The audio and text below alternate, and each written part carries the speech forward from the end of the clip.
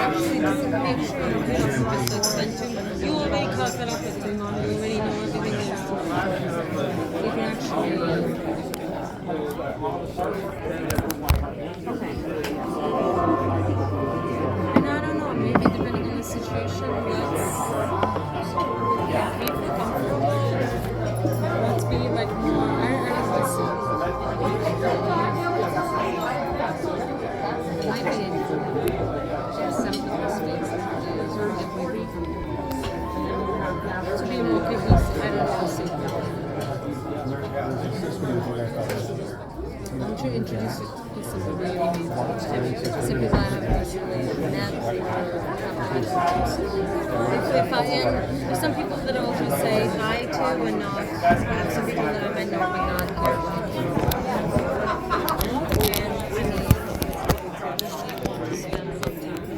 Now, without further ado, please welcome to the Feinstein stage, San Francisco's own Storm Large.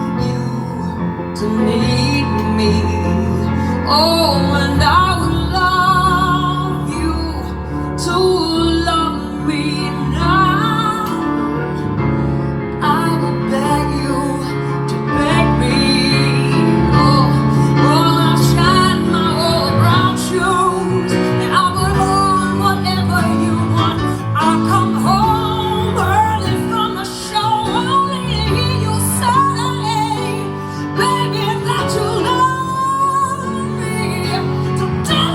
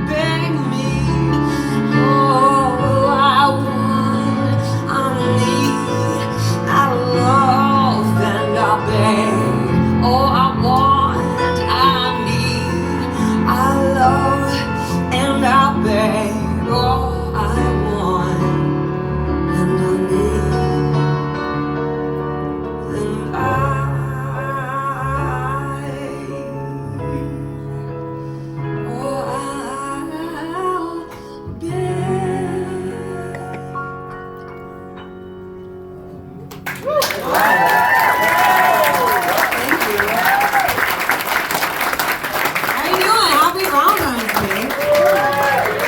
I know, it's okay. Sometimes it's kind of like, I complain about Valentine's Day just because of the pressure.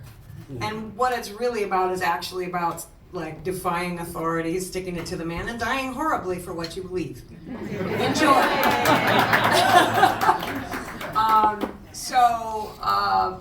How many of you guys have seen me before, and how many of you are you drag me?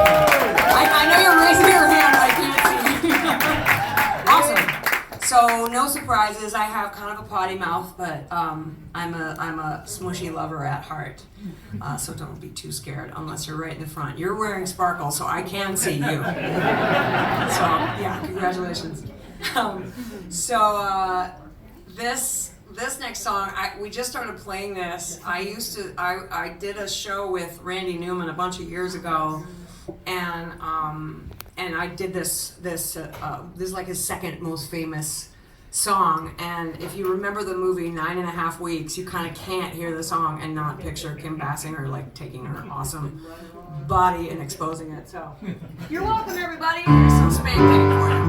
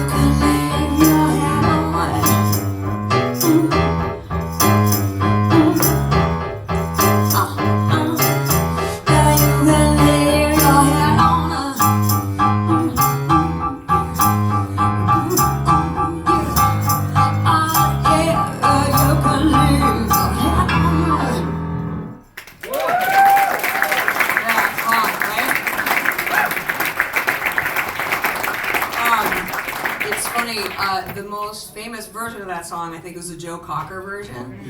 Yeah, I mean, he sang a snot out of it. But Randy Newman, James read a thing where he was talking about that song. He's like, yeah, I really appreciated the money that Joe made for me, but that song's not joyful. I'm a creep. I'm a creep. I'm like, yeah, you know, you are. are. It's okay. That song is awesome. What's next, actually? I love love songs. I feel like kind of every song is a love song in real life because it's like art and music are just speaking our insides, taking our insides and putting them outside, like throwing up, but nice. And sort of showing the world, the unseen emotional world to ourselves and to each other, just sort of so we all can have a shared experience. So in that, it's kind of like we're all sitting in the dark and we all want to have a shared emotional experience.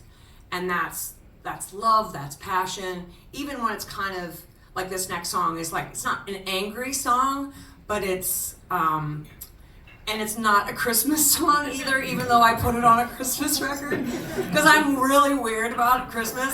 And we just released a holiday record and it's like 17 songs long because I'm that weird about it.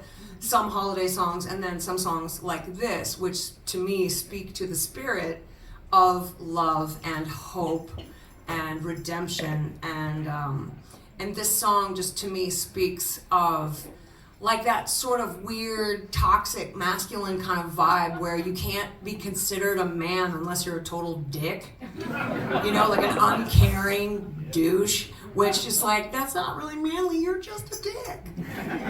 So this is a song sort of in support, in impassioned support of the feels, man. The feels. Because to feel is really freaking brave when you think about it. It's not to be not scared. It's to be scared, but to still act, do the right thing, that kind of thing. So y'all know this song, I'm pretty sure.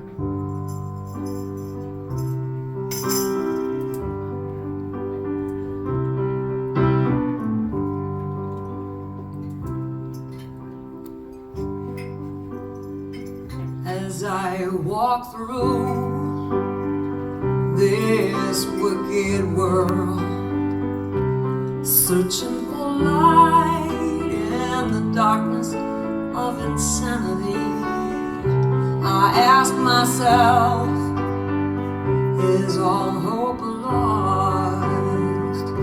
Is there only pain and hatred and misery? And each time I feel like this inside, there's one thing I wanna know. What's so funny about peace, love, and understanding? Oh, now what's so funny about peace, love, and understanding?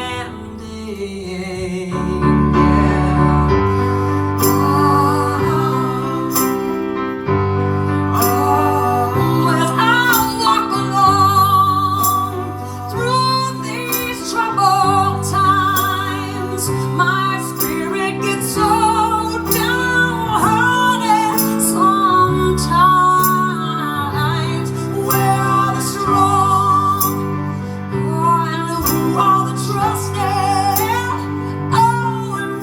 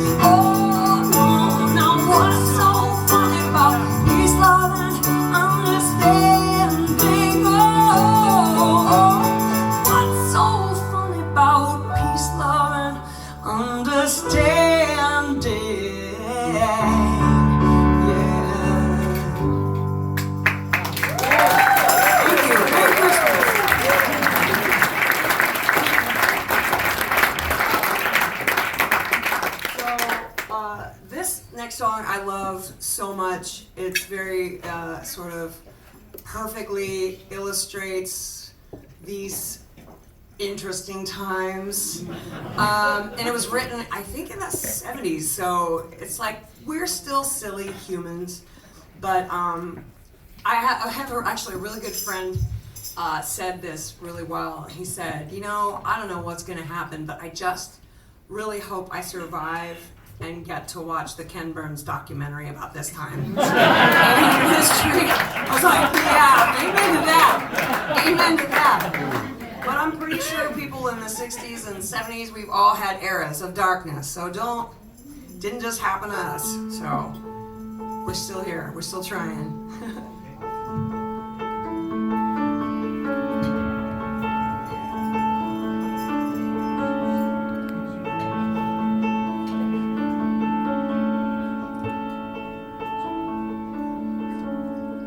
Crazy, well, that's how it goes.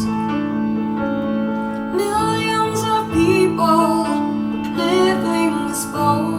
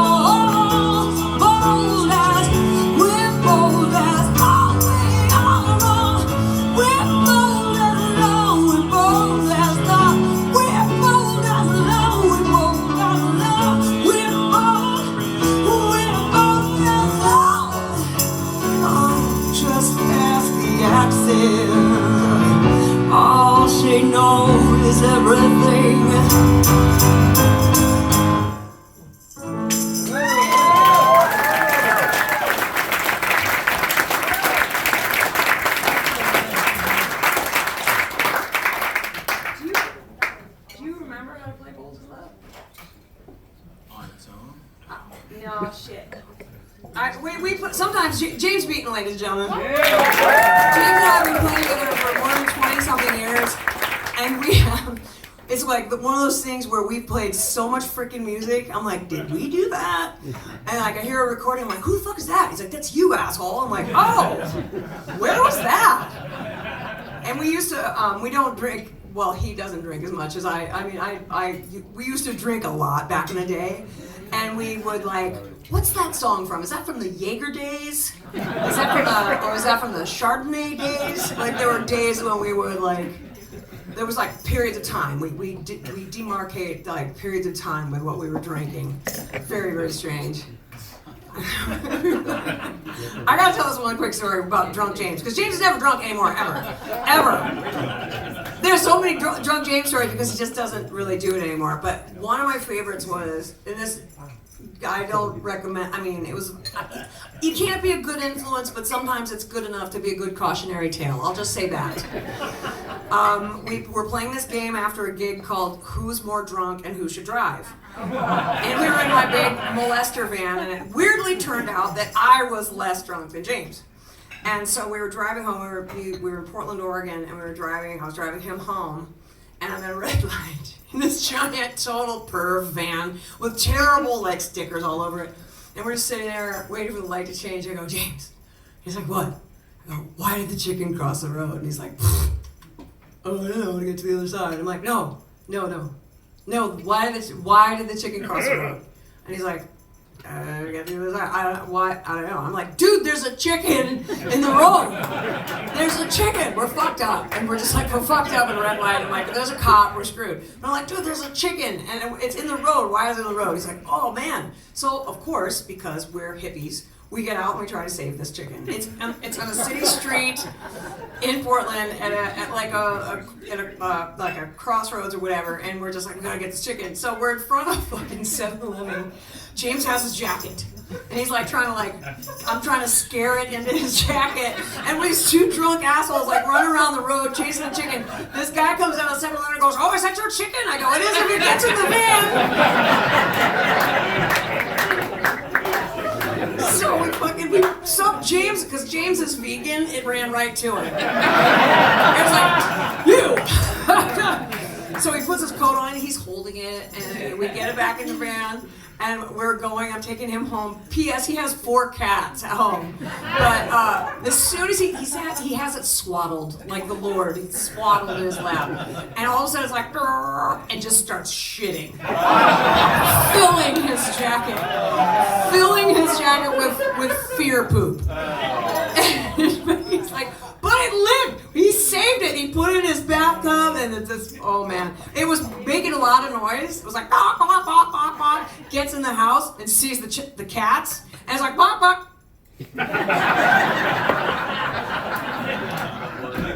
I'm good. It's awesome. So James Beaton, the Chicken Whisperer, ladies and gentlemen.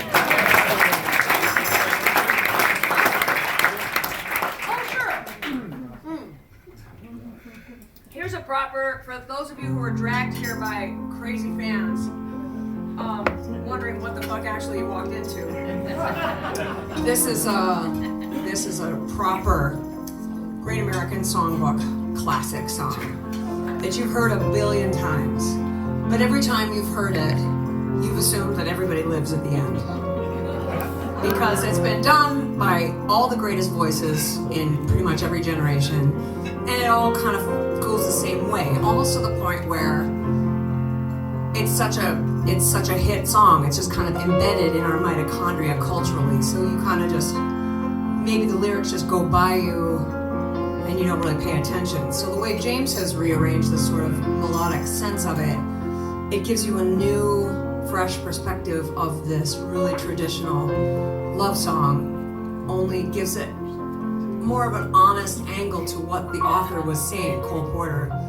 So I want you to look at these lyrics now, instead of being like, oh, I know this song, to being like, oh, and respond to these as if like they were written as a note to you personally, like written on a prescription drug bag with like some weird orange lip liner and the bag is weirdly wet, and it was left on your front door, nailed there with a syringe. Perfect. I've got you under my skin. Oh, I've got you deep in the heart of me. So deep in my heart that you're nearly a part of me. And I got you under my skin. And I tried so not to give in. I said to myself, this affair never will go so well. But why do I try to resist when, baby, I know so well that I got you under my skin? Well, I would sacrifice anything, come what might, for the sake of just having you near. In spite of a warning voice that comes in the night, repeats and it yells in my ear. Don't you know, little fool, you never can win. Use your mentality, wake up to reality. Yeah, but each time that I do, just the thought of you makes me stop before I give in. And I got you under my skin. Oh, I got you under.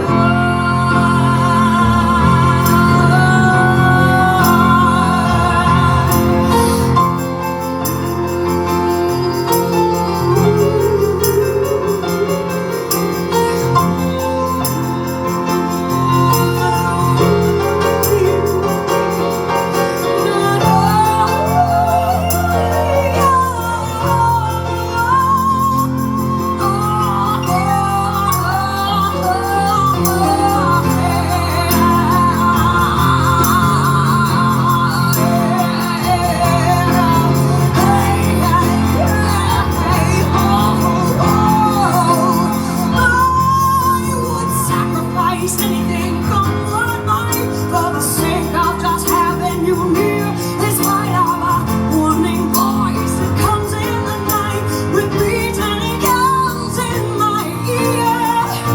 So don't you know, little fool, you never can win. Use your mentality, wake up to reality. Yeah, but each time I do, just the thought of you makes me stop before I begin. Oh,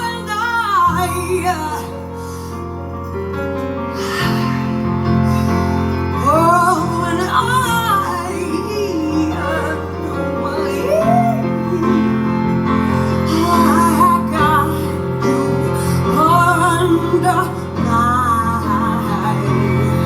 under my skin.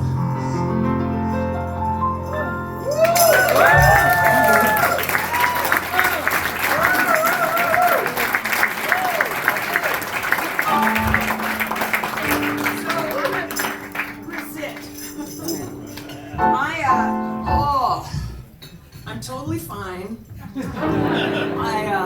I had like the worst freaking food poisoning last week. I know, and it was really bad. I mean, he's like, I'm out. I'm out. But it was like, I thought it was gonna be, I was just like real quick. It was like, boom, boom. And I was like, oh, that was fucking horrible. Especially since it happened like at a gig where I'm like, yakety, yakety, yak. And I run out to the stage and I sing a bunch of songs and I come back and, you know, the show must go on, y'all. You don't know what's going on with the singer, but if that singer is me, I will probably tell you, even if it's horrible. I'm like a chronic oversharer. But yeah, but I haven't really been able to like eat since then. It's like everything hurts. And so I'm super like, I'm only saying this this because normally I'm like jumping up, I'm in everybody's face, and I'm taking your food and sipping your drinks and like stealing your wives. But I'm like, I'm good and I'm super tired. So I was like, I want to still put on a good show, but you don't mind if I'm sitting, right? Cool. My boobs look good, like just like this. Anyway, so that's kind of the summary thing. As long as they stay in. This dress is questionable. This dress is kind of like, maybe they're there, maybe they're not. And my boobs are like, who's out there? Someone's out there. But I promise I'm on the mend, but fuck, man. It is some gutting stuff when you have just no energy. What did you eat? I don't know. I feel like I ate a fucking big pen. It's like sitting seriously, it's like sitting all cockeyed. And it sucks because the food here is so good at Feinstein's, and they're like, anything you want for dinner? I'm like, I'll just have like water and I'll look at a lemon. And I've lost all this weight this week, so my ass is so sad, it looks like a lower lip. It's like, you need a sandwich. I mean, I'm really white, so I'm kind of challenged on the rear anyway. So I'm just gonna park it and sing about masturbation. What do you say? Because not everybody gets to have a date on Valentine's Day. There's one or two bisexuals out there. There's nothing wrong with it, man. Totally natural. Well, I see him every night in tight blue jeans, in the pages of a Blue Boy magazine.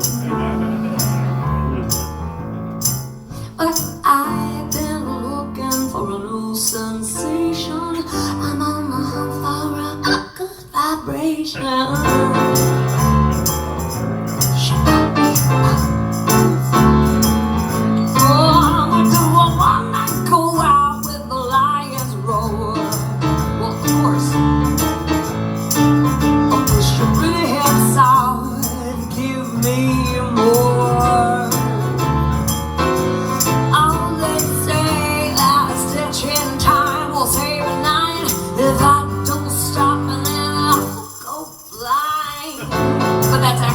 Totally a lie. You won't go blind for masturbating. No. Hey, hey, Sheba, Sheba, Reba. I Juba, Reba, Reba, Reba, Reba. I hope he will understand. Sheba, Sheba, Reba. I Juba, Reba. Baby,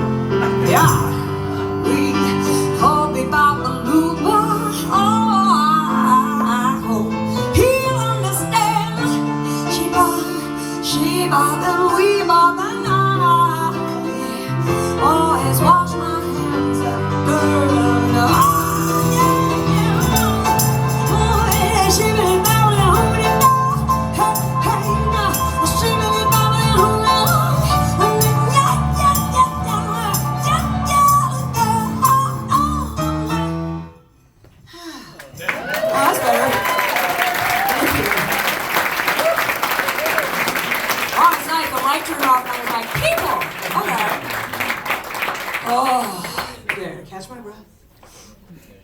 And this next song is a wonderful send up to the one night stand.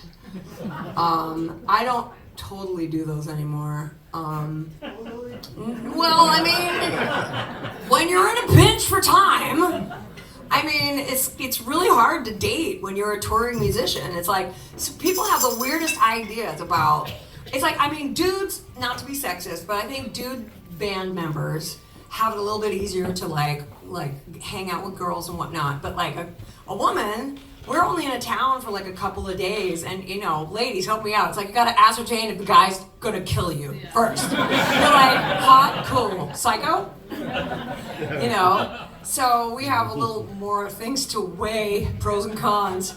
But you know what? One woman's red flag is another woman's cape. Guilty. Yeah, so one night stand, I don't know, sometimes on the road, you know, it'll work out. But if it's really good, you kind of hope, you're kind of rolling for at least two, just to fill your coffers. It becomes medical at a certain point. Sorry, is this too much? So yeah, this is a send up to the consentful one night stand of a wonderful sexual situation that is curtailed and short, and everybody understands, and everything is copacetic. I'm not going to go any further than that. Are a man and a woman are in love. Okay.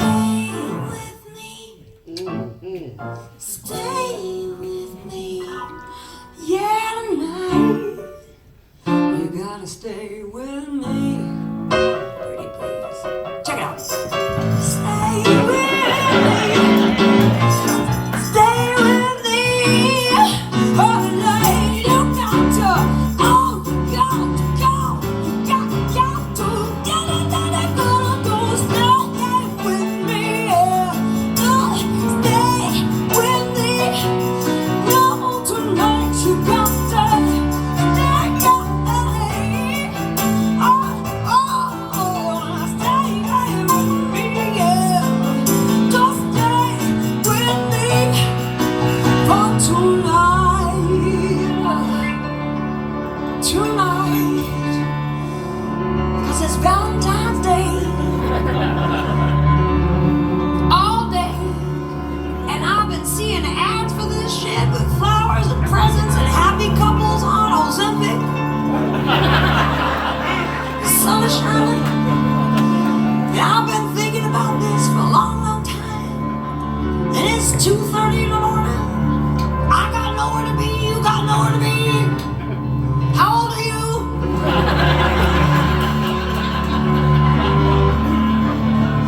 That's how terrible. So what do you say, you and I?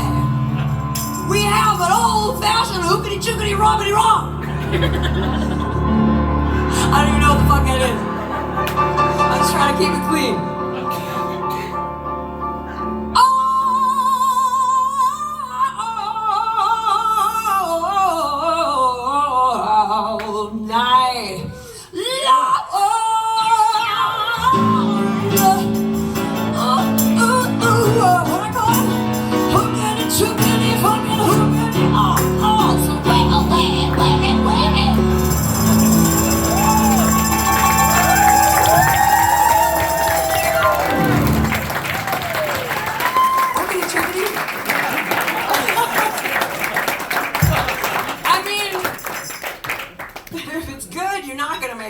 After anyway.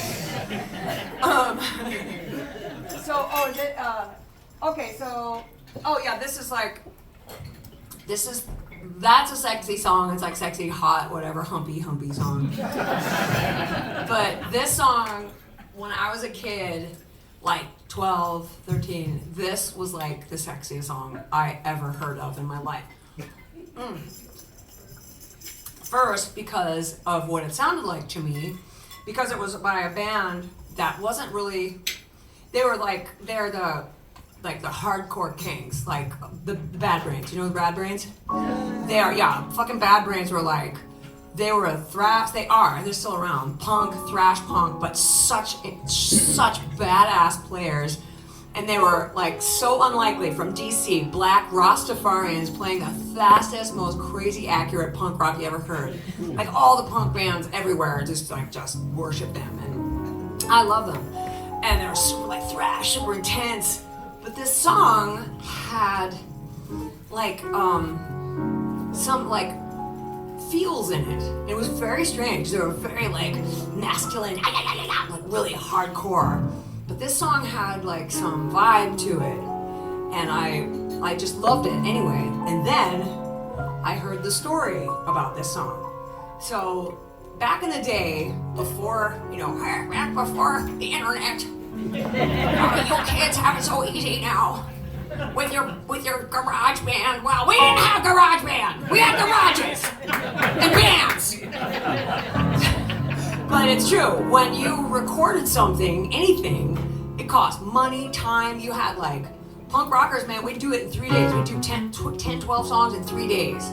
And you were lucky if you got to punch in vocals. Usually just did it fucking live, mic'd everything. You did it and you saved a lot of money. It was expensive and you had to save a lot of money. And those 3 days, you couldn't like call in sick. You had those 3 days. And so they were recording my favorite Bad Brains album called Eye Against Eye. And the singer, HR, was having some issues at the time. And he was supposed to come in and do vocals, and he wasn't showing up. And then it turns out that I guess he got in a fight with some cops, which doesn't bode well for your morning. And so he was in jail. And so the band was like, oh my fucking God, what do? We have these tracks. He hasn't done vocals on these tracks yet.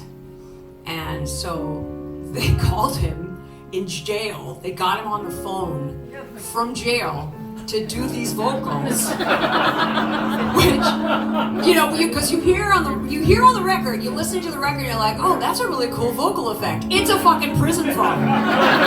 It's a prison phone, for real. And so this song was like to his then girlfriend, and when I heard the story, I was like,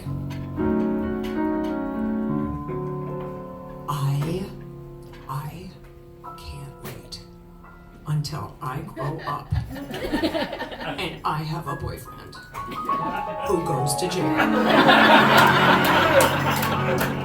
And he calls me collect from jail and he sings to me. I'm still holding on to that dream, fellas. So this is the sexiest song from my childhood. You're welcome.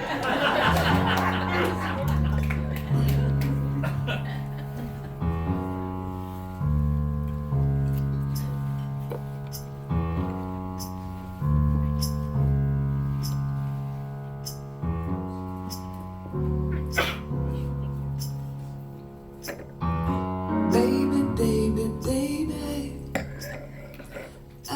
don't you come to me as a whore. No, don't lust off my body, baby, that's a bore. I see our love as being sacred. Just you and me. No, we don't need our business in the street. Reality. See now, I am in here. You're out there. We know opera. Yeah. Oh, no crying and no lying. Our hearts declare sacred love. Oh, sacred love.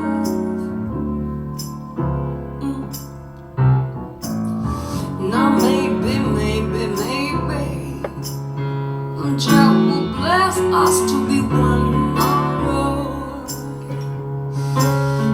A visit from you every Tuesday, right on time. Oh, I get the love you send me in the mail. Oh, baby, you are so beautiful.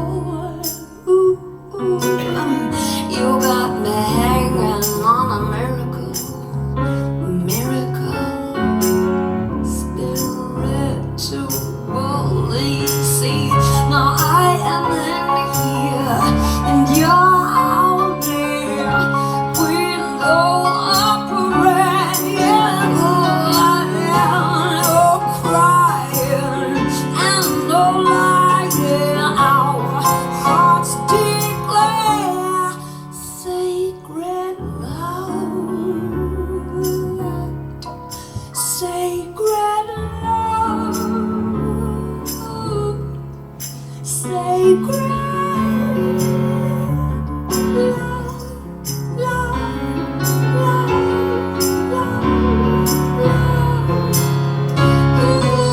It's much more than a physical communication.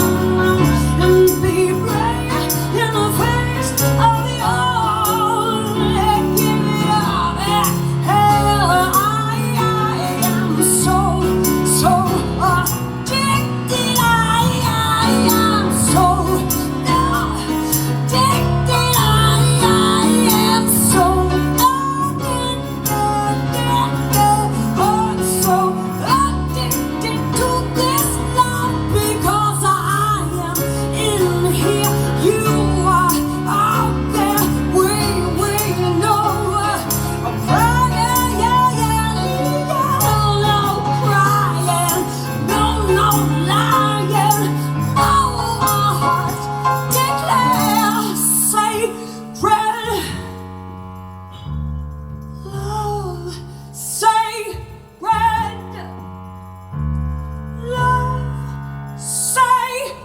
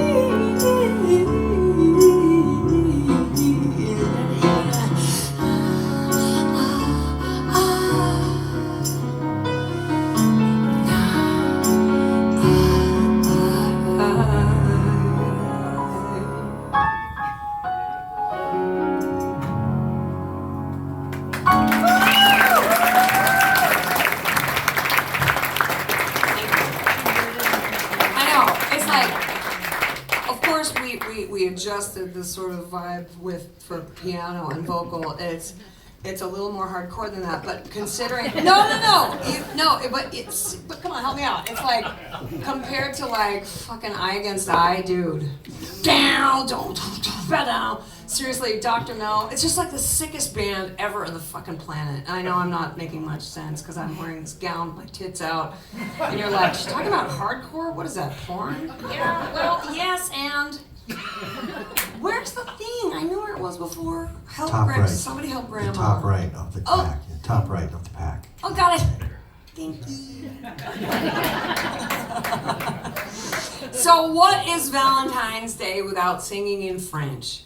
Because I could be saying the most god-awful, abysmal, awful, dark shit, but because it's French, I'm like, it's delightful. I sing with another band called Pink Martini, and they're awesome. And I sing in like 18 languages. I don't obviously speak those languages, but when we go to those countries, I try to brush up on, how to say, good evening, this next song, how are you, is that your sister, do you have a condom, kind of thing, how old are you? But no, James found this song, and French is just hard. French is just really, really easy to get so wrong because they're very delicate. Yeah, man. Wait, are there any native parle un peu de français? No, good. Fuck yeah. Because I was saying one time on stage, I was trying to say something about like a baby duck. I was like, oh, un bébé canard, And I thought I was saying canard. Apparently I was saying canard. I was like just barely changing the vowel. And canard is duck. Canard is dickhead. Literally that slight, my lazy ass soft palate just kind of hung in there for a minute longer, and I've been fucking insulted everybody. So yeah, be careful with your words and your mouth hole. So James found this song because James has been talking about this idea for so long that I, for some reason, thought he'd been doing it already, but he has this brilliant show that we got to do it every year. I thought you had already been doing it. It's called Bring Out Your Dead, which is, from Monty Python. Bring out your dead, I'm not dead yet. I don't want to go on the cart. It's my favorite. You're not fooling anybody. No, but it's basically in celebration of all the artists that we lost the previous year. And so he found this song that the woman who made it very famous, Christine Ribeiro, she had passed in 24, and so asked me to sing this song, which is so beautiful and so pretty bleak and dark, but let's just pretend it isn't. It's just French.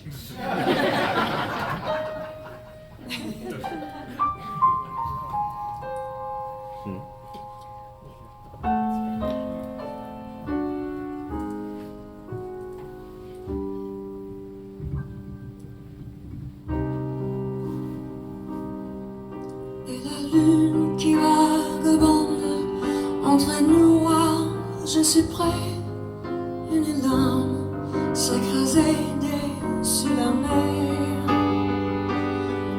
Et l'enfant qui la regarde, la prenant pour un lampion, entendit des pleurs et de lamentations.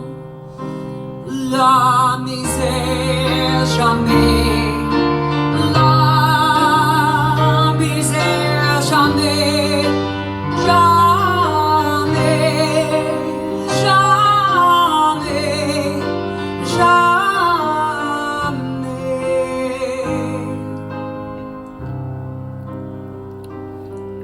Dans mon espèce interstellaire, ébloui par les étoiles, j'ai décoré la pénombre pour ses yeux.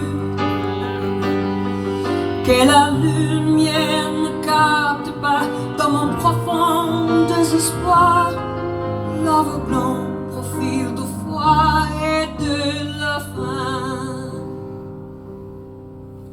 la misère, la misère, la honte, la honte, la misère. Oh.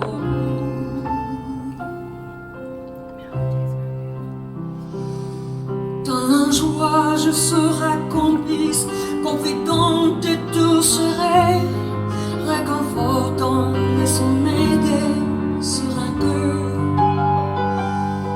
Je serai bon de sa révolte et abri de ses frayeurs, le miroir de son dépit pour l'univers. Oh, la misère, jamais. La misère, jamais. Jamais.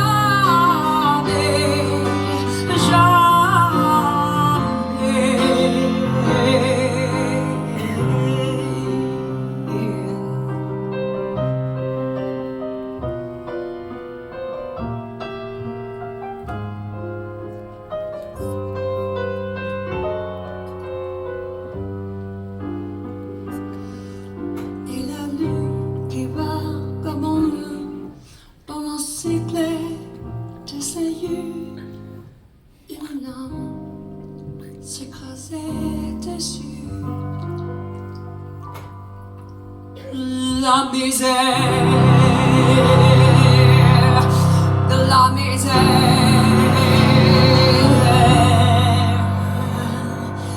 la honte, la honte, la misère.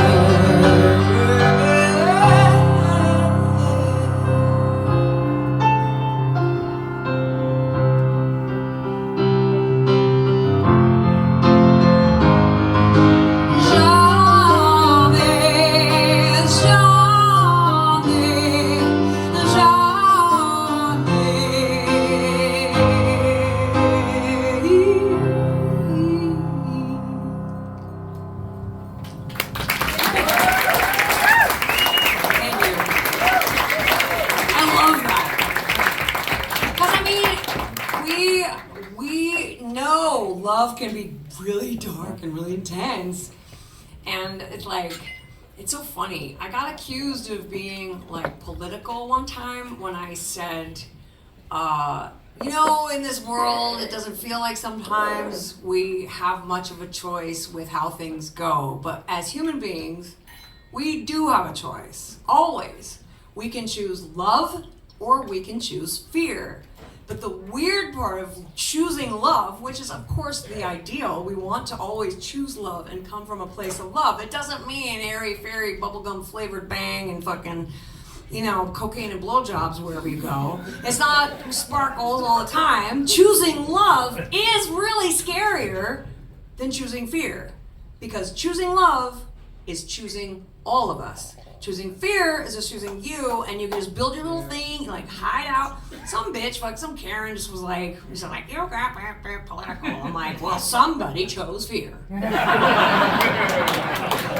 It's like, it's not. Yeah, I mean, choosing love is like, it's not the safe, fluffy, whatever option. It's scary. Because, you know, we've all been hurt. We've been hurt by not just romantic love, by life, by circumstances or whatever, but to continue to stay open and not succumb to cynicism. That's power. It doesn't mean you're gonna always be right. It doesn't mean you're gonna always be safe. But at least you're trying to fucking reach for the light, you know? That's why I'm such a dork about Christmas, and I keep like going back to this. Because whether you celebrate Christmas, Hanukkah, Kwanzaa, the solstice, or you're just some old witch like me, you know, all of those stories, all of those legends and metaphors and lifetimes, they all follow the same track, which is light overcoming darkness. And darkness, I mean, you can totally clap for that. I'm not looking for applause lines. I just feel like we have to remind each other of that because we're in very myopic times and the algorithms and whatever. It's making us fucking crazy. But we're sitting, I love that you're all sitting in a room waiting for one of my boobs to pop out. Because you're not looking at your phone. It's amazing. And it's great. So, I mean, yeah, the darkness seems like it headlines all the time. And everyone talks about the darkness as all dark, dark, dark, dark. But the fucking dark does headline because it knows it doesn't have the last say. We have to have both. One can't exist without the other. But the light kind of stands out a little more against a dark sky. It's how you see the stars. It's how you see the dawn. You know, you can see a little bit of dark in the light, but you're not going to notice it as much as when the light starts to punch through. So keep punching through, man. Choose love. All the time.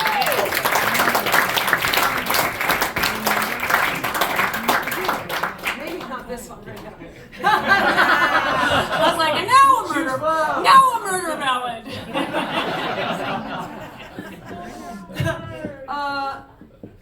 I brought you.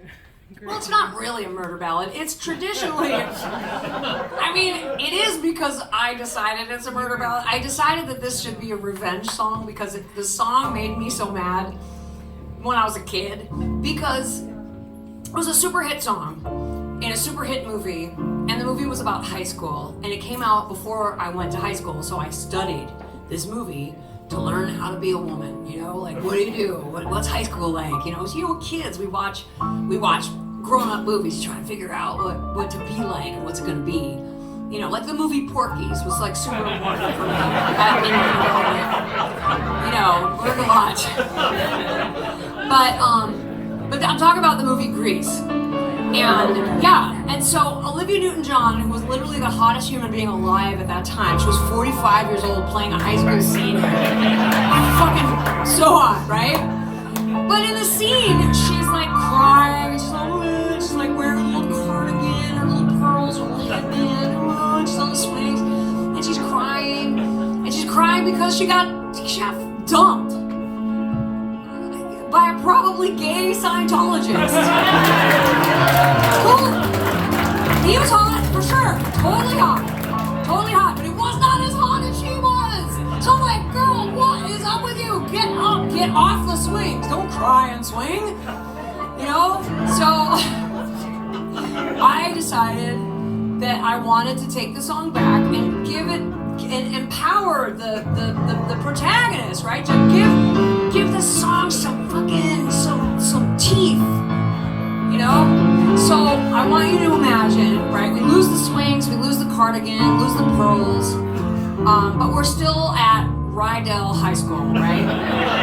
But I want you to imagine, like, that actually the movie Carrie is happening. Yeah.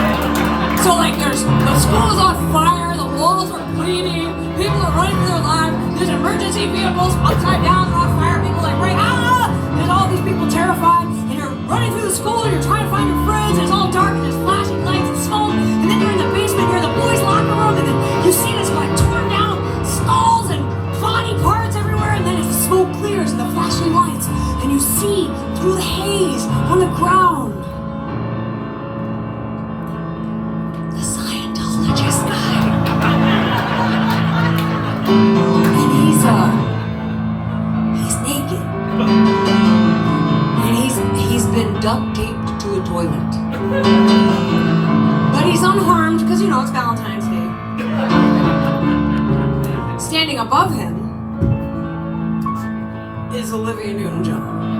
And she's not wearing a little cardigan, little thing. She's wearing, like, remember at the end of the movie? Right, where she teaches a whole generation of girls that if you want to be empowered in high school, you gotta dress like a slut. And smoke cigarettes.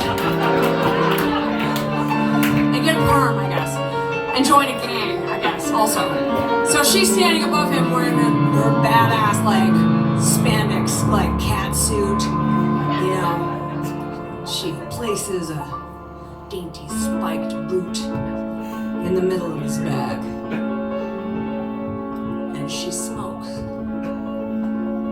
And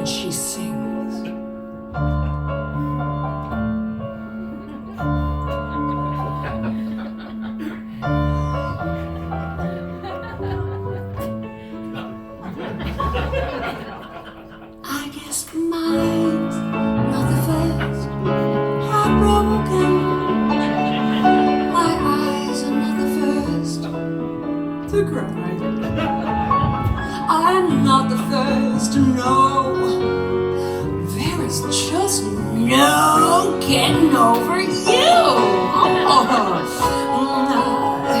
I guess I am just a fool who's willing to sit around and wait for you. Baby, can't you see there is nothing left for me to do? Because I'm hopelessly devoted to you. But now there's nowhere to hide since you pushed my love aside. I hang out of my head and I'm hopelessly devoted. I'm hopelessly devoted to you. I am hopeless.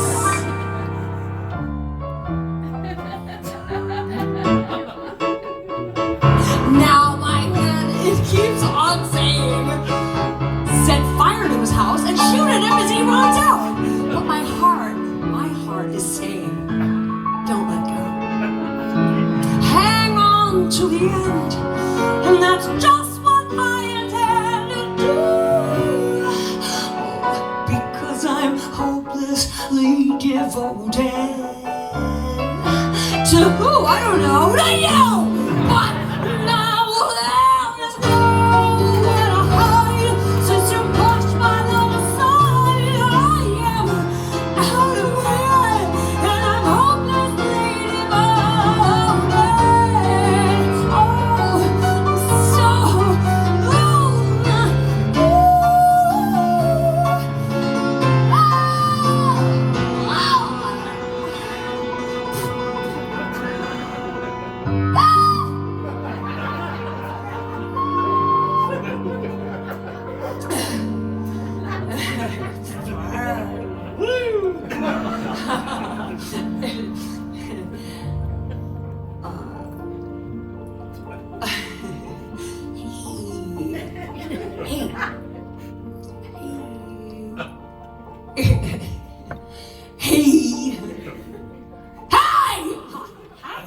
Hi!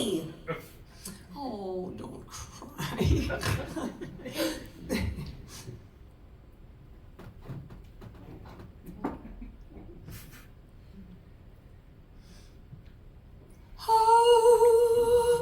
Hopelessly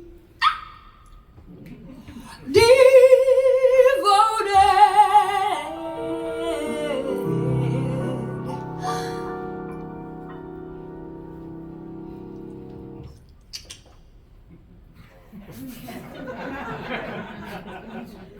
to you.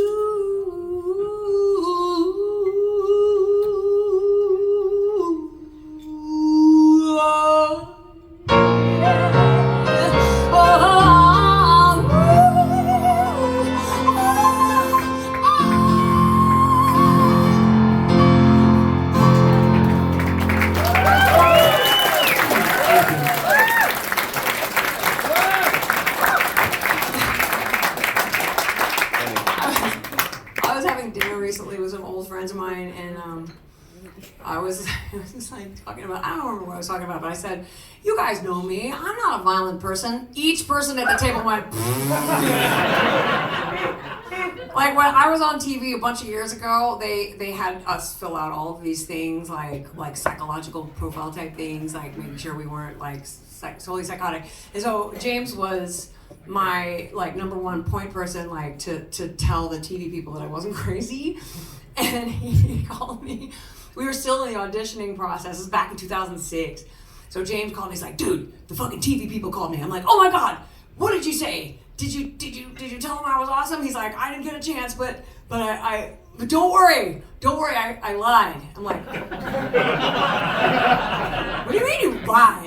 He's like, well, I told them you were a nice and nonviolent person. I'm like, I am a nice nonviolent person. What are you talking about? He's like, well, you know, I didn't tell him about that time you like fucking choked that girl and threw her off the stage. I'm like, what well, no, it's like, I didn't tell him about the time he choked that person off the stage. I'm like, what person I choked off the stage? And I was like, well, fuck that guy. I remember that guy. Fuck him. He was like trying to get it. He's like, no, not that guy, the other guy. I'm like, what other guy? And we had to talk about like 4 different people that I literally choked on stage and threw into the audience by their face. And I'm like, oh, okay, well, thanks for lying, man. But I'm kind of, well, these are my calm years now. I'm nice. I haven't been in a fight in a long time. No, I'm really forgetting. Well, just don't surprise me. Don't like walk up to me. Like, there is like, because I got my start here in San Francisco, is where I started playing music. So there's a lot of people who are like, I know fucking Sarah Bond, make that way back, blah, blah, blah. And there's this thing called, I like to call vagina privilege, but some women think they can just like grab you because they're a woman. They can grab you like they're like a dude. And I think I put someone down on the ground by their face. By their face. But you know what? I think she liked it. But anyway, so we're going to be signing things after the show. Please don't startle her. Just like stay in my line of sight. I was a street kid. I've got hypervigilance from trauma, okay? So just stay in my line of sight, approach me slowly, and just don't break eye contact. I'm sorry. I have played here a bunch of times. I've never hurt anybody, have I? Shh, they're not here. It's okay, you know what? It's fine. So, I love hearing new music. My nieces and the young people in my life share with me lots of these new artists. And when I was coming up, it was all like Lilith Fair people, and I was like on punk rock and hardcore, so I felt super out of place.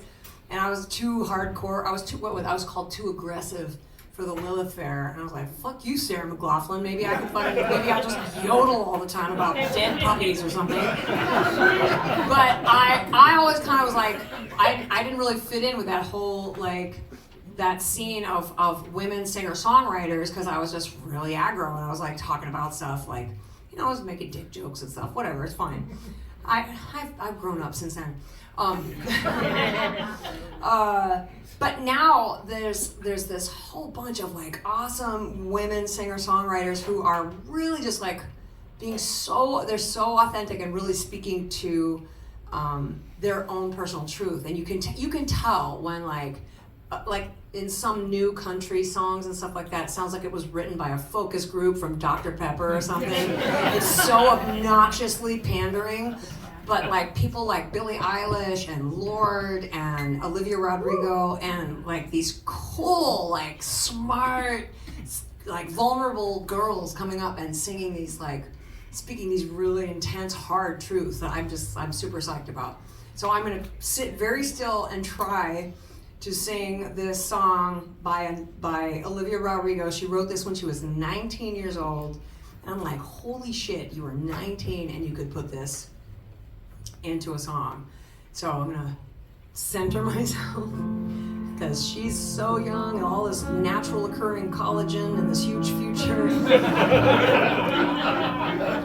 And I'm on the other side of this chasm of youth. But I'm gonna attempt to what's Valentine's without a good breakup song?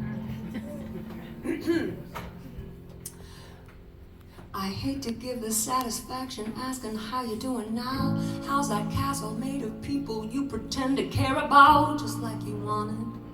Ooh, look at you, cool guy, you got it. I see the parties and a dime, and sometimes when I close my eyes, 6 months of torture you sold as some forbidden paradise. I loved you truly. Oh, I gotta laugh at the stupidity, 'cause I've made some real big mistakes, but you made the worst one look fine. I should've known it was strange. You only come out at night. I used to think I was smart, but you made me look so naive. The way you sold me for parts as you sunk your teeth into me. No.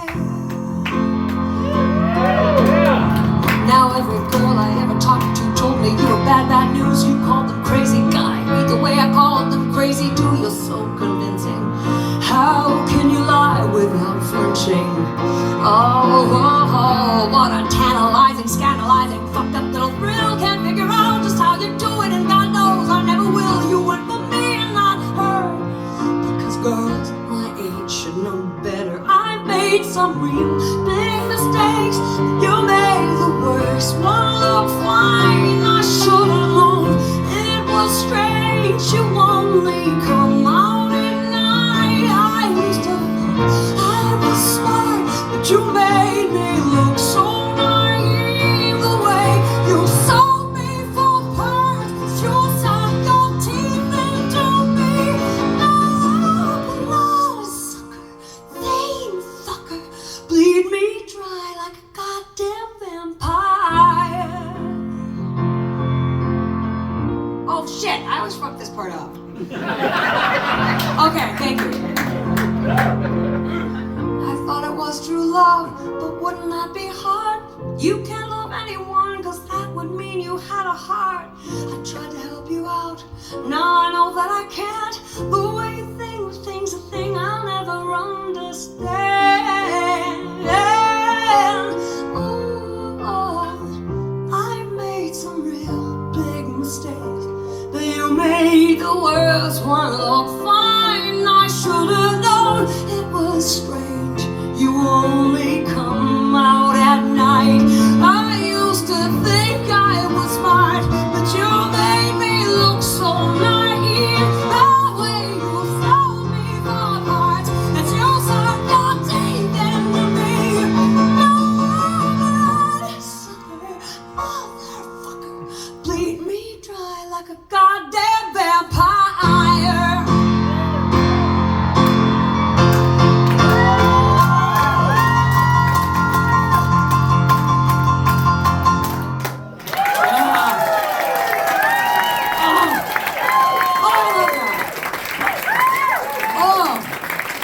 It makes me feel like I have nipples like all over my body.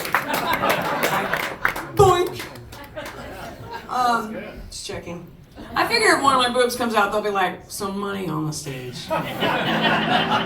So, again, this isn't a Christmas song, but it's on the Christmas record.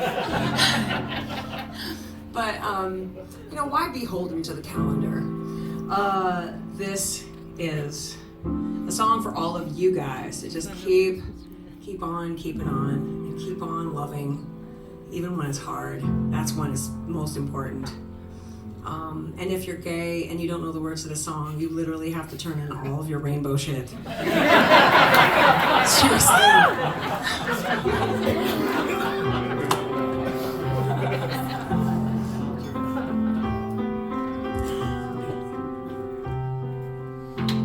You with the sad eyes, don't be discouraged. Oh, I realize life can take courage in a world full of people.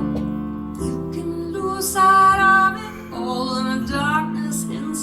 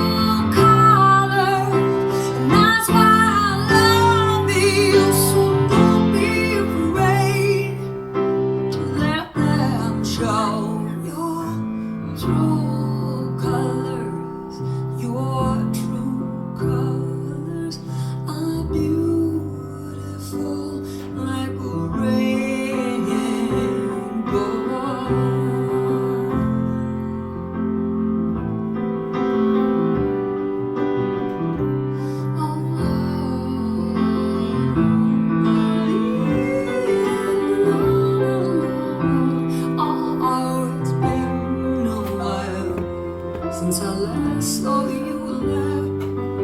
When this world makes you crazy and you're taking all you can bear, baby, just hold me up.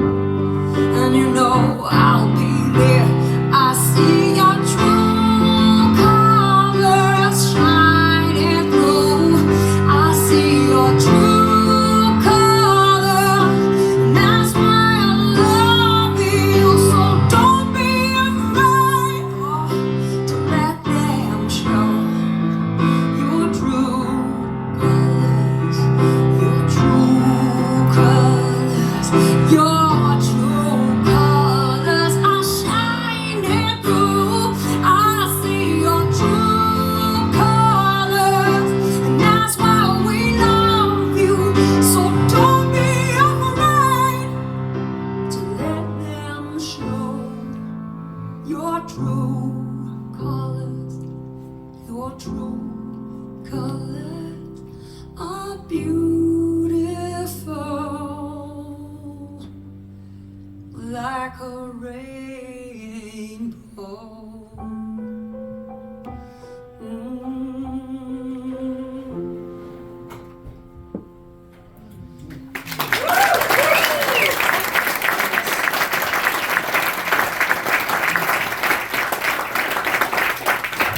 So this is gonna be weird. This is like a little weird, quick story.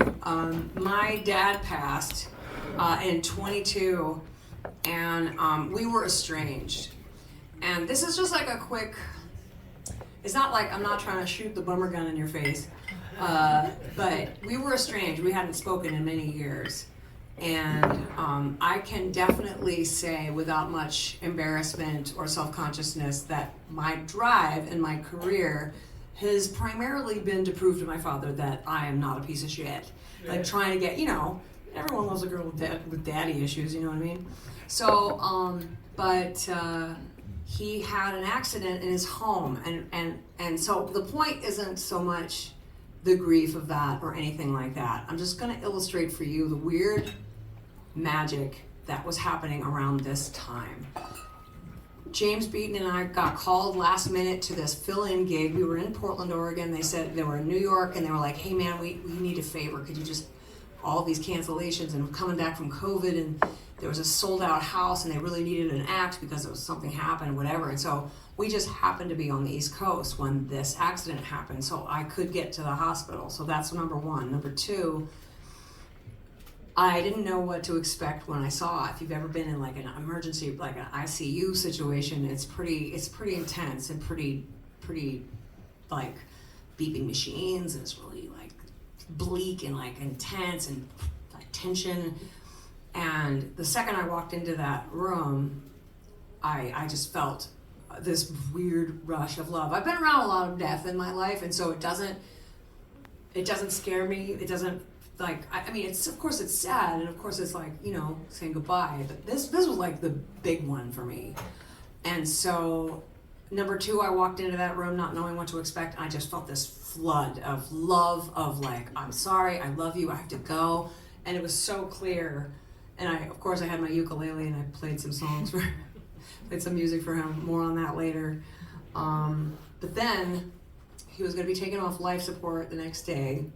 And so our whole entire family came together from the East Coast, like Pennsylvania, New York, and Massachusetts, and we were all gathered together to sort of say goodbye to this patriarch, this big, like Coach Hank Large. He's as big as you can imagine. Big, handsome guy, all-American football, fucking lieutenant something, like Marine, saber-toothed, red-blooded Barry Goldwater Republican. You could tell we got along great. But we were all together, and I was in my cousin's car, and we were just sitting there talking, and out of nowhere, her stereo turns itself on, and the song comes on that was almost word for word the conversation that we had just been having. And she's like, "What are you doing?" I go, what am I doing? What are you doing? This is your fucking car. And so we figured out, we're like, okay, it's her phone. The radio wasn't on. And I go, okay, it's definitely Dad. And I said to the stereo, "Dad, if this is you, Pick the next song so there's no doubt that it's you. And no shit, the next song was When the Saints Come Marching In. And we were like, oh my God. And so we're texting everyone, oh, turn on your radio, turn on your stereo, turn on your TV, Dad's talking. His dad's fucking doing some weird ET shit right now. And so the next day, I have to go, they're taking him off life support. So they're like, you know, he's hanging in there if you want to come say goodbye without all the machines. Okay. So I get in the car, this rental car, and I'm turning on the stereo and get the Bluetooth to talk to the stereo, and I very flippantly say, as I'm pulling out to drive to UMass to say goodbye for the last time, very flippantly, sarcastically say to the stereo, all right, old man, it's your last night on Earth. You got anything to say? You better make it good.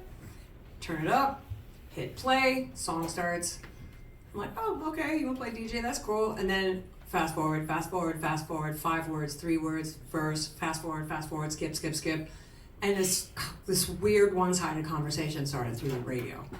And I'm totally sobbing. It's raining and I'm trying to find my way where to park in this massive campus of UMass, and these words are coming through the stereo of goodbye, sorry, I love you, going home, forgive me, sorry, it's over, I love you, going home, I love you, bye, I love you, goodbye. And I'm blathering, I find where to park, and I'm blathering through tears, talking to the stereo. And I just kind of said, you know, I know you want to go, I know you're ready to go, and I love you, and I'm sorry, and I know you're sorry, I forgive you. But I wanted to say goodbye. Am I too late? Did I miss it? And then this song played in its entirety.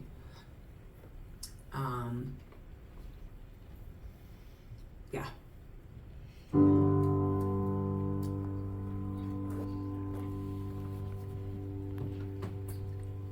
If I could make a wish, oh, I think I'd pass. Can't think of anything I need. Oh no, cigarettes, no sleep, no light, no sound. Nothing to eat, no books to read. Since I've been loving you, it's left me peaceful and tired. What more could I ask? There's nothing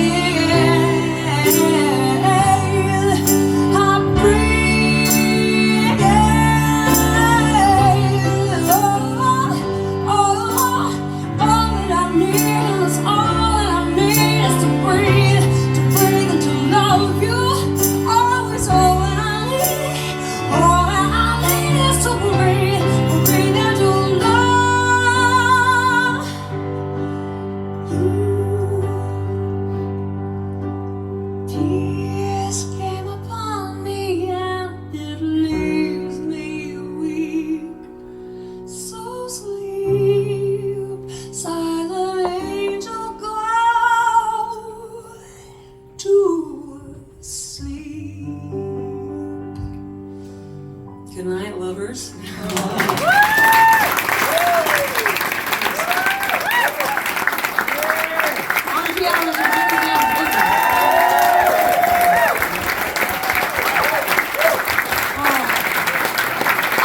leave it with something happy.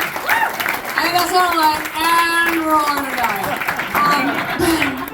I just tell you that story just because it's like fucking, it really, I mean, if I told my dad that something like that happened, he'd be like, yeah, it's bullshit, yeah. But it's not. We're just like, we're all in this together, you guys. And that's the good news. It makes it hard, but it's also kind of the good news. So, yeah, I guess I could leave him with a nice sing-along. Should we do the sing-along? A nice little happy. I gotta wipe, but the thing is, there's a whistle solo in this, and I have lipstick on, and fucking lipstick is like wearing pants on your mouth. And you can't whistle. Oh yeah, get off. Oh. I know, right? It's like. Pamela Anderson. What about her? No, she's awesome. She's not wearing makeup on her. She's so cool. I haven't seen. Have you seen that movie yet? No, I haven't. Oh, speaking of movies, you have to watch. If you haven't watched, what's it called? Pop's Greatest Night. Yeah, Lionel Richie. How much do you love Lionel Richie now? Sorry, everybody's like, what are you talking about? The movie about making We Are the World. Yeah. It was like when I was a kid and that song came out, you're like, well, of course all the famous people are friends and they hang out together. This would never fucking happen! Ever! Oh my god. Anyway, I think I probably look like a fucking clown that just blew a bunch of people to get out of jail. But you know what's a vibe? It's like a good look. So, yeah, this is a sing-along, and it's a metaphor. It's basically loving your own freaky self. Don't take any shit. Don't tell anybody you're supposed to be anything but who you fucking are. I went to school. My father taught at this very uptight, like Tudor, Ivy League, like prep school. Like the first 6 years of my life, it was a boys' school. It's like all the future rapey senators of America all went there. You know, so it's like not a great vibe for me. But it's like, it's such a cabal of like judgment. It's so intense. It's like those preppy kids have such a hard time. And I was hated. I was like so not a part. Like it's weird. It's like when I became successful, they were like, "Oh, Storm, won't you come talk to the kids?" I'm like, sure. You sure? No gibsies backsies. And like I did this sort of talk for them, and I gave like a sort of a talk about what's it like to be an artist, what's it really like to be, you know, a person of, you know, run around the world trying to get people to care about what you're saying, etc. And then I said at one point to these kids, I was like, who in this auditorium, who feels like they don't belong here at all? That you just feel super weird and you do not belong here. And I'm like, there's like 200 kids in this auditorium and like a couple kids in the back, you know. They look and everyone's looking around. And I'm like, come on. Who here feels like that everybody got the script and they know how to act, how to dress, how to talk, how to be, and you're just fucking hanging on by your fingernails trying to get through every day and like get through the day, get back to your room, close the door, be like, okay, we fucking made it. You know, how many of you guys feel like that? And a couple more kids raised their hands. And I was like, really? 1, 2, 3, your hand up? Okay. 9? Really? 9? Okay. You put your hands down. You 9 are gonna do better than every fucking body else here. And all these khaki little fucking senator children were like, hey, I'm like, fuck you, Dockers. Sit down, Brandon. This is easy for you? If this is easy for you, you got a rude ass awakening waiting for you out in the world. You gotta think creatively, you gotta stay open. And so anyway, this song was sort of like born of that vibe of like, yeah, I'm weird. You know what? But I'm here. And I'm useful, and and you're fucking weird too. And I think I make you uncomfortable because you're like, oh shit, I'm weird too. And she's being weird out loud. Boo! And I say, yay.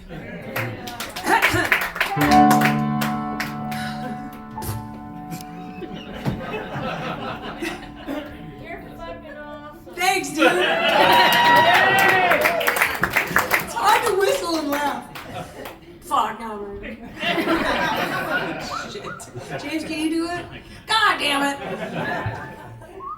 Think about dead puppies.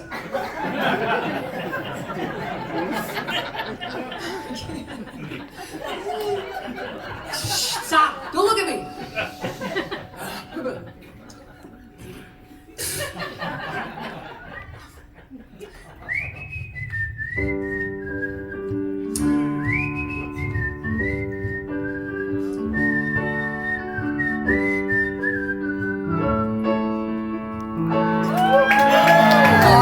All of my life I'd never fit, but I won't complain, I won't quit because I am enormous. Get used to it, Brandon. Yeah, man, everyone tells me I'm too much. Maybe it's just you're not enough for me. Oh, can you see? I'm the kind of woman I'm supposed to be. If you know it, sing along. Oh, my vagina is 8 miles wide. Absolutely everyone can come inside. And if you're ever frightened, just run and hide. My vagina is 8 miles.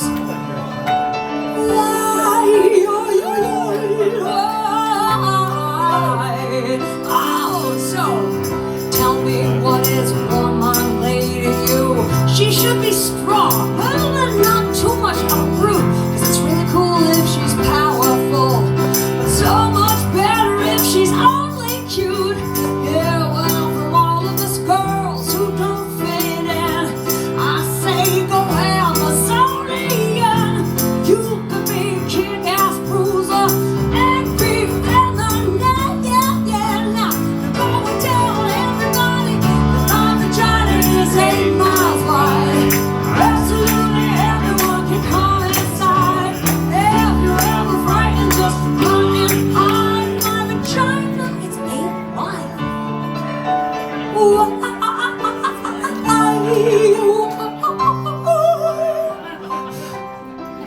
Now, like, I'm not all like loose and all like gigantor. It's a metaphor for my super vigantastically mystical feminine goddess core. And I hate it when women make that noise that we don't need daddies, men nor boys. 'Cause even the hardcore dykes that love cock, shaped, sex, toys, they do. And my vagina, it is universal. It is exactly like a penis, but reversible. Come on, man, the water is fine. It's not my vagina. My vagina belongs to the Supreme Court now. So my vagina is 8 miles wide. Yeah. So come on, yeah, so baby, don't be frightened. It's like I only want to hear the men singing. Boy, My vagina is 8 miles wide. don't be pussy. Only everyone can come inside. Yeah, If you're ever frightened, just run. I love you.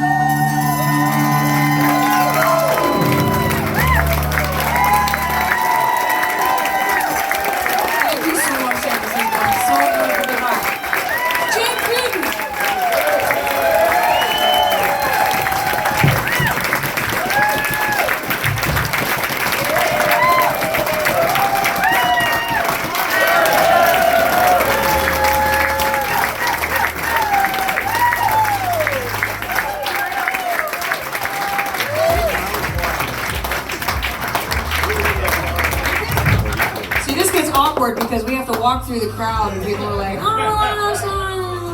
but then we have to come back and then it's all weird. What time is it? I feel like I've been doing this for 5,000 hours. Is it late? Are you guys okay? All right, you have to promise to tip the hell out of your servers because we love it here and everybody here is so fucking nice. So, James, you want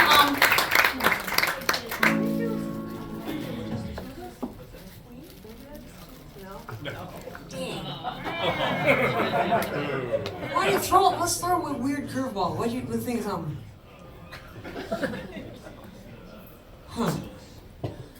That's also about death. We can't do that. Don't do that. Huh? No old school. Oh, you know what? Speaking of death, I was gonna, like, for Valentine's Day, I tried to get James to learn Don't Fear the Reaper. Because I was like, it is an underused wedding song. Yeah. All your time is done.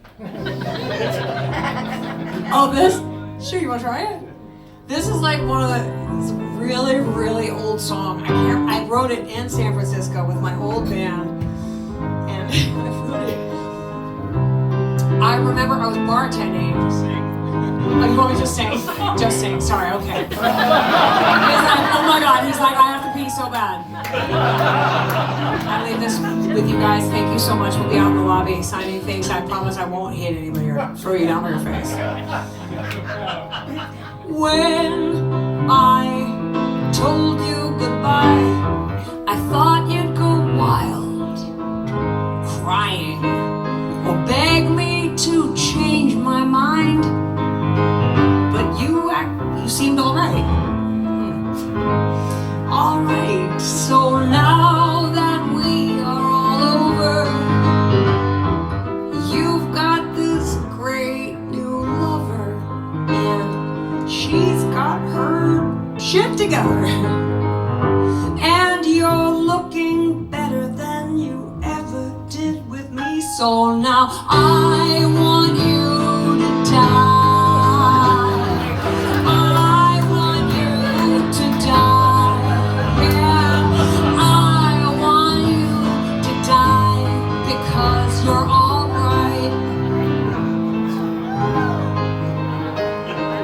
Now I know I can never get you back, so I'm gonna plan me a little sneak attack. So you would better watch your back when you go out tonight with your little Miss Right, 'cause I want you to die. Sing with me if you felt this way. I want you to die. Yeah, I want you to die because you're alright. Because you're alright. Oh, I want you to die. Oh, I thought you needed me. Turns out I needed you. Turns out the best thing to happen to you was losing me. And now you're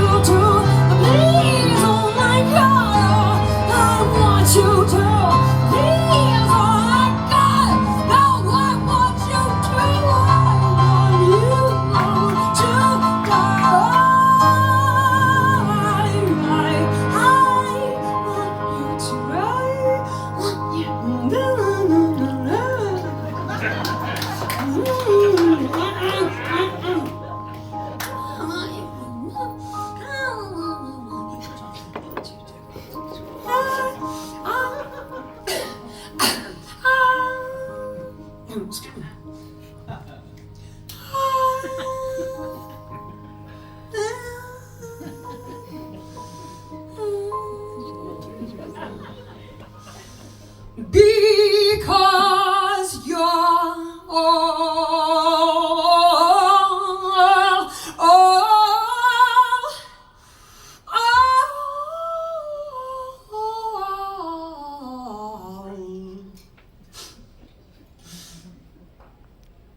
right.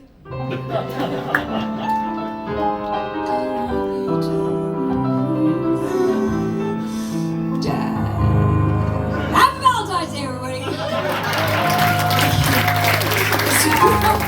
We'll see you guys tomorrow. Thank you.